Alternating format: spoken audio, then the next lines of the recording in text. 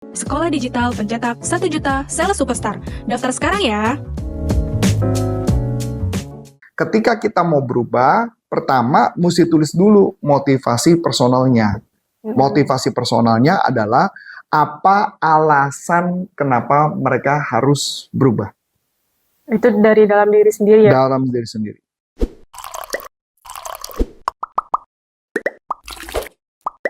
Sebelum Anda lanjut nonton video ini, silakan Anda subscribe, like, dan share kepada teman-teman Anda sehingga channel ini bisa bertumbuh. Kenapa perubahan itu susah banget?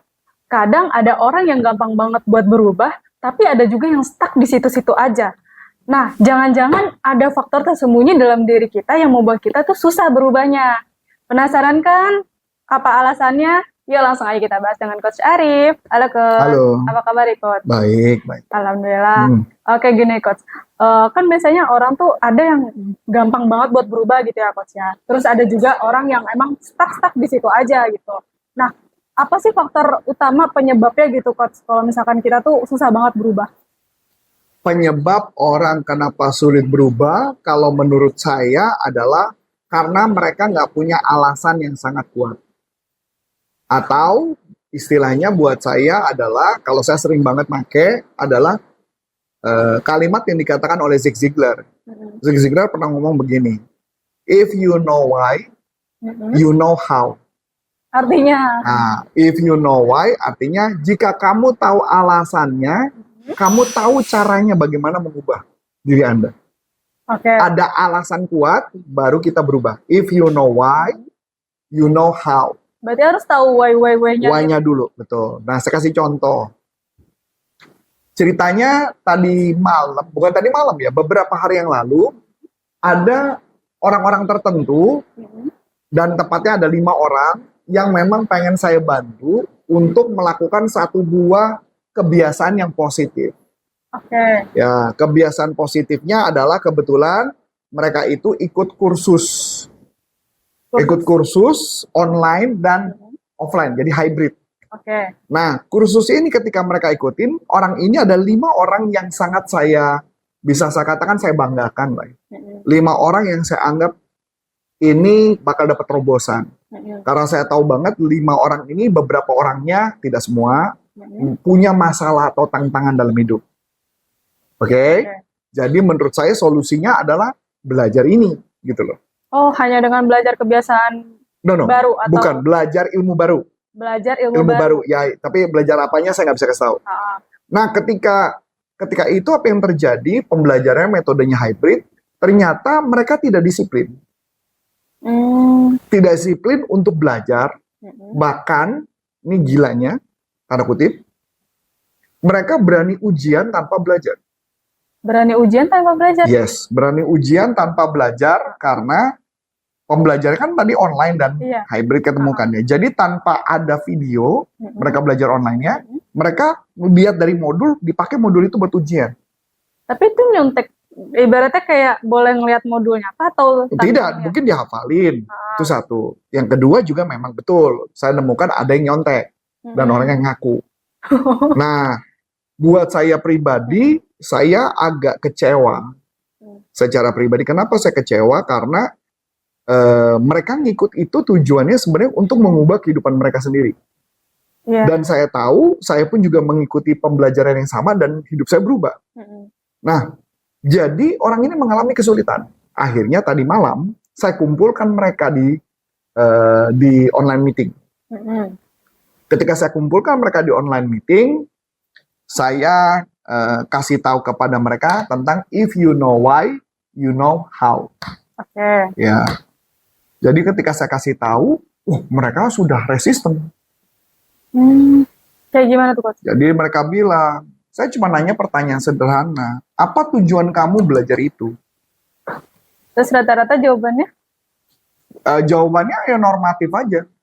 Dan saya jawab, nggak akan kamu kalian ngerjain. Percaya sama saya. Kalau kamu cuma alasan itu percaya sama saya, kamu nggak akan pernah nonton dan belajar.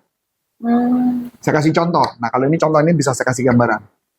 Contohnya, misalkan contoh. Dulu saya punya problem dengan pasangan saya. Problem itu artinya, ya saya yang jelek ya, bukan istri saya yang jelek. Istri saya mau bagus gitu. Problem saya adalah, ketika ngobrol dengan pasangan dan sebagainya sering bertengkar, pasti kan akhirnya ujung-ujungnya adalah kalimat-kalimat yang sangat tabu dalam pernikahan gitu, yaitu adalah kata cerai. Nah, kata cerai tadi itu sering banget diomongin gitu. Ya, pertanyaan menarik gitu ya. Kalau saya nggak punya alasan mempertahankan pernikahan, pasti saya akan cerai. Walaupun, nah ini kebetulan, karena saya suka baca buku, saya menemukan kebanyakan pernikahan yang bakal cerai adalah karena mereka jawabannya adalah mereka mempertahankan pernikahan karena anak. Oh, itu salah ya, Coach? Salah. Loh, problemnya kan bukan anak. Problemnya dia. Iya. Atau kita yang problemnya. Jadi jawabannya bukan alasan saya mempertahankan pernikahan bukan karena anak.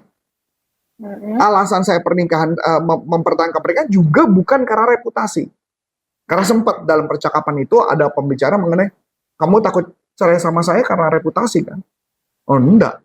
Karena saya menemukan banyak orang yang cerai juga reputasinya naik-naik aja kan? Iya. Nah, jadi alasannya tidak cukup kuat untuk mempertahankan perkawinan.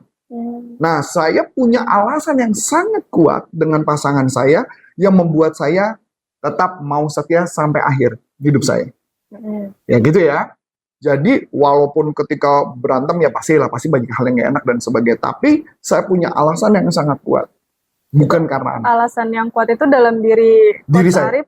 Oh, berarti bukan karena alasan ada sesuatu di diri, ibaratnya istri Coach Arif juga. Ada di dalam diri istri saya ada. Jadi alasan saya kenapa saya mau mempertahankan dia, saya melihat banyak hal-hal positif tentang istri saya, yang dimana kan biasa kalau lagi berantem otaknya negatif tuh. Iya. Saya punya alasan yang sangat kuat, sehingga saya punya alasan kuat itulah yang mempertahankan pernikahan.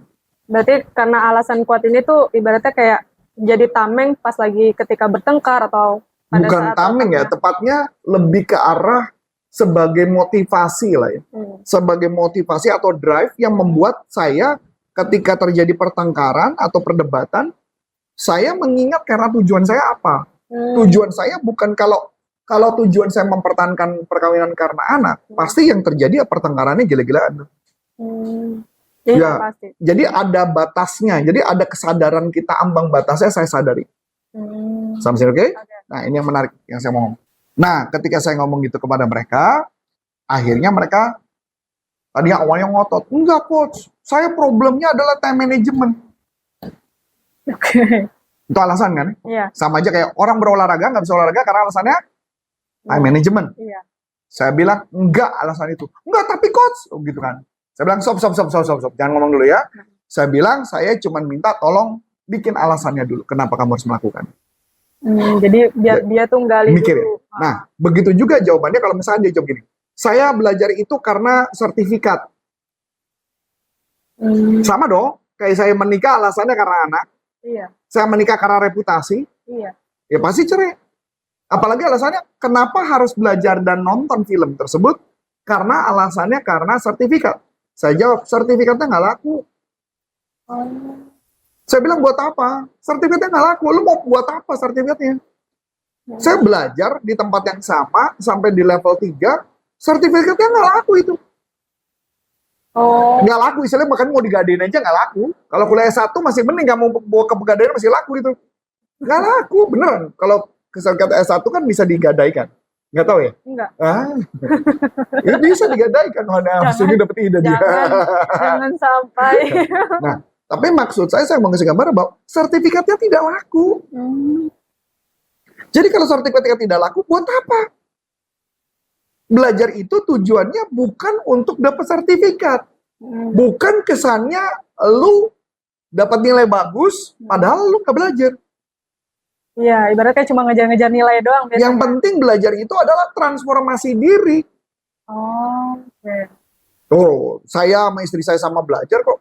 Nilai istri saya mah bagusan istri saya, karena istri saya lebih pinter. Contoh ya, kemarin pelajaran yang sama gitu. Saya dapat 87, istri saya 97.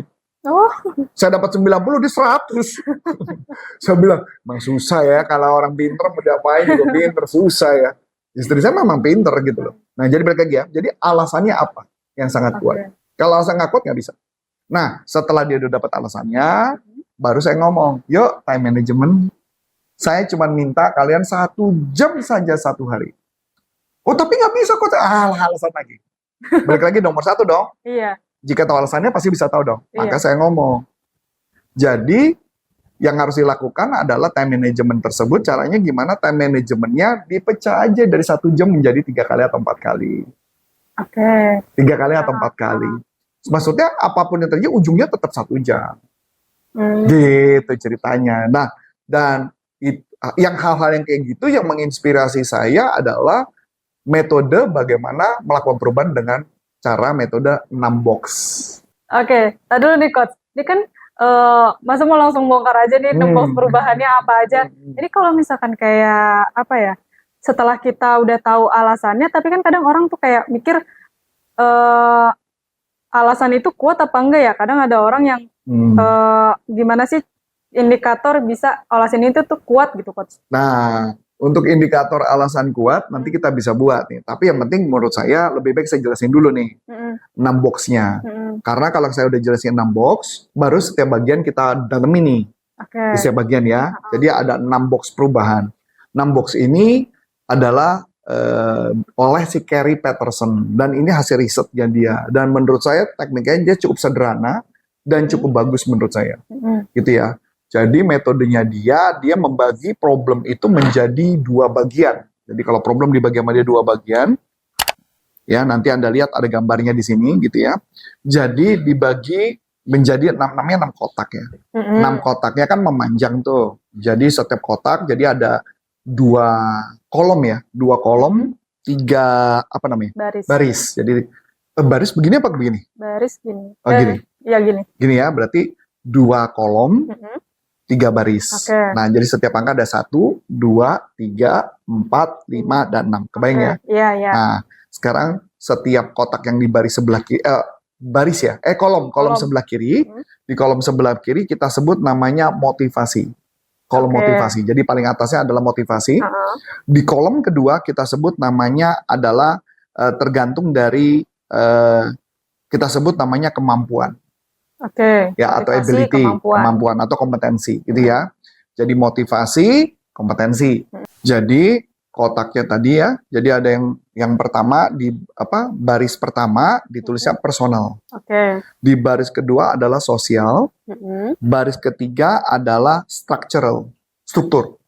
Ya, struktur. Nah, jadi di kolom yang tadi, di kolom yang 1, kalau kolom kotak 1 berarti isinya apa? Ada motivasi personal. Iya, motivasi. Di kolom kedua berarti kemampuan personal. Ya. Kolom 3 berarti motivasi sosial. Yang kolom 4 adalah kemampuan sosial. Kelima adalah motivasi struktural.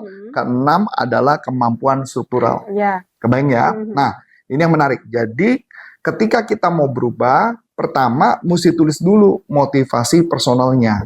Motivasi personalnya adalah apa alasan kenapa mereka harus berubah. Itu dari dalam diri sendiri ya? Dalam diri sendiri. Jadi motivasi personalnya apa? Kayak tadi kasus yang tadi ya. Misalnya contoh, apa alasan kenapa saya harus berubah? Kenapa saya alasan harus ngambil kursus? Kenapa saya alasan kenapa saya harus berolahraga? Kenapa saya alasan saya harus apa? Itu dulu di bagian pertama. Alasan personalnya. Nah, setelah kita sudah alasan personal, kita masuk kolom kedua. Kolom kedua adalah kemampuan personal apa yang bisa kita lakukan supaya kita berubah. Jadi kalau misalkan kita punya motivasi pribadi nih, Coach. Terus kemampuan apa yang kita punya supaya untuk mewujudkan motivasi ini? Oh, oke. Jadi kita punya kemampuan apa untuk melakukan itu? Oh, gue punya kemampuan bikin time management. Ya udah buat. Jadi makanya yang tadi saya cerita, kalau mama dia bilang, oh alasannya karena saya nggak punya waktu, itu bohong. Kenapa bohong? Karena pada dasarnya orang punya waktunya, tinggal masa mau ngatur atau enggak gitu. Iya. Dan lucunya ketika selesai saya kemarin sharing gitu, dan kemudian saya suruh mereka nulis, akhirnya mereka sadar, iya, gue ternyata punya waktu. Kan gue bilang, gitu ya. Dan puji Tuhan tadi pagi saya ngeliat udah ada orang-orangnya udah mulai berubah tuh. Nah, ini menarik ya. Nah, terus masuk yang ketiga. Kolom 3. Kolom 3 adalah motivasi sosial. Kalau motivasi sosial itu adalah kamu mau melakukan ini untuk siapa? Oh, motivasinya itu Mm-mm. melakukan hal itu tuh untuk siapa Untuk gitu? siapa? Sosial kita siapa aja. Jadi siapa-siapa yang bisa ngebantu kita. Oh, Motivasi sosialnya. oke. Nah, kolom 4 adalah kemampuan sosial. Kemampuan sosial. Kemampuan sosial, misalkan contoh, karena orang yang kamu sayangin itu, yang bisa ngebantu kamu siapa? Misalnya nyokap gitu ya. Hmm. Maka minta tolong nyokap untuk bantu ngingetin. Oh, Untuk mensupport. oke. Nah, ini contoh. Sesimpel itu ya kalau yang Sesimpel itu. sosial.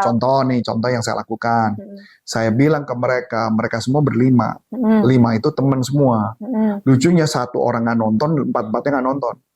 Loh.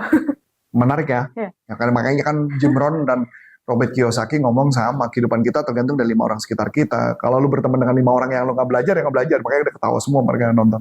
Yang sekarang gue ngomong. Jadi makanya saya bilang, mendingan kita masuk yang tadi, yang 3 kan berarti dia milih. Nah, Mm-mm. saya bilang, lu mendingan accountable, pilih partner.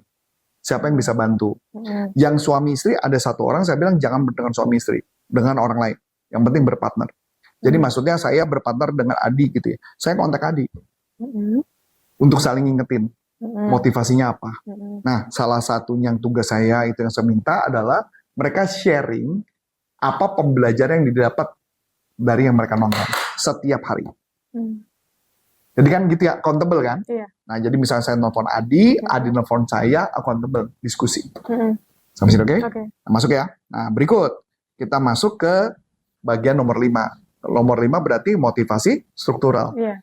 Apa hadiah yang bisa Anda berikan pada diri Anda dan apa hukumannya jika Anda tidak melakukannya? Oh, oke. Oh, makanya kadang orang ini kalau misalkan sampai berhasil nih, gue bakal beli tas impian gue nih. Oh, pasti kayak gitu untuk kayak reward diri sendiri ya, Coach. Dan hukuman. Hukuman itu adalah hukuman yang dimana lu nggak akan mau ngelakuin itu, hukuman itu. Hukuman itu lu nggak mau. Hmm. Ya, kecuali lu dapet orang yang sangat gila ya, dia mau melakukan apapun gitu loh. Jadi hukuman tuh harus ada hukuman. Kita harus ada hukuman. Hukumannya itu Yang tergantung sesuatu yang diri dia suka. sendiri Yang atau sesuatu dia suka. sesuatu yang Dia suka. disuka. Hmm. Oh, bukan yang nggak disuka. Yang disuka dong. Justru sesuatu yang dia suka, kalau dia melanggar ya nggak boleh ngelakuin. Oh. Misal gue suka es krim coklat. Mm-mm. Gue setiap hari pasti makan es krim coklat. Mm-mm. Kalau nggak makan es krim coklat, gue problem. Mm-mm. Ya pokoknya kalau mama dia melanggar, dia nggak boleh makan es krim coklat 1 bulan. Oh. Itu kan hukuman tuh petir. Ha. Itu hukuman banget tuh.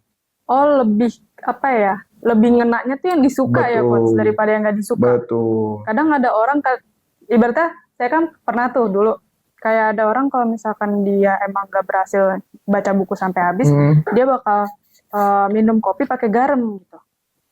Kalau minum kopi pakai garam kan itu cuma hal yang ledek ya. Iya. Ya tetap aja mungkin itu tidak menyakitkan buat dia akan tetap ngelakuin. Oh, Ya mendingan gua nggak baca buku, gua minum kopi garam kan penderitaannya cuma sekali.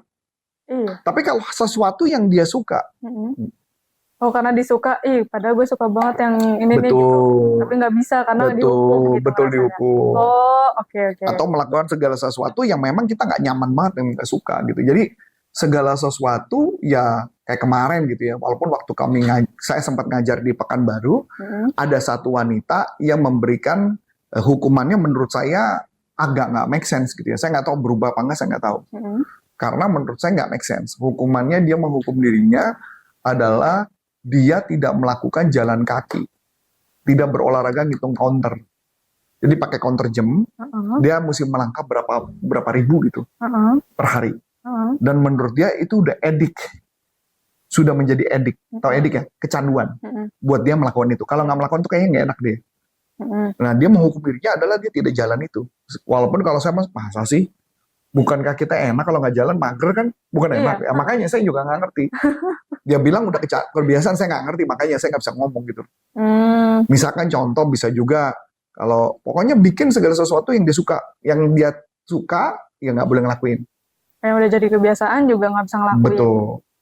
Oh. Masuk akal ya? Iya, masuk Nah kayak akal. gitu. Nah kalau ke-6 baru, yang nomor 6 berarti kan apa? Ability, kemampuan dengan motivasi.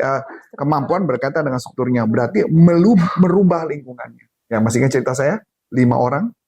Ya itu. Karena 5 orang itu bersama-sama terus apa yang terjadi? Yang satu nggak nonton semua 5-5. Iya. Udah gitu pakai alasan lagi. Mas Andi juga tahu kenal sama satu orang. Jadi gue kasih contoh lah, ya. Adi kenal sama orangnya. Kayaknya kamu juga kenal sama orangnya. Orangnya bilang gini alasannya. Oh, saya nggak mau ngelakuin karena saya diajak istri saya jalan-jalan. Loh, kok ngelempar kesalahan kepada istri ya? Kan problem dia, gitu maksud saya. Oke. Oh, iya. Kebayang ya? Nah, itu gambarannya. Jadi, mesti rubah lingkungan. Makanya pilih partner yang tepat untuk mensupport. Oke, berarti sebenarnya berubah itu bukan hanya dari dalam diri sendiri, tapi juga lingkungan ya, Coach? Betul. Oke, paham. Jadi kalau misalkan ibaratnya kalau kita mau berubah, ya yang pertama dari diri kita sendiri, dari lingkungan, hingga apa yang mau ditargetin buat hadiah atau enggak hukuman buat kita. Betul. Nah, itu agar kita tuh benar-benar bisa berubah gitu ya, Coach? Betul. Oke. Wah, menarik nih teman-teman. Nah, ini bisa banget langsung teman-teman terapin agar teman-teman tuh bisa berubah dan bisa mencapai apa yang teman-teman inginkan. Nah, mungkin cukup sekian dari aku, Aulia. Dan saya Coach Anton Desari mengucap banyak terima kasih, sukses buat Anda, dan sampai jumpa NLP for Business untuk Indonesia. Bye-bye.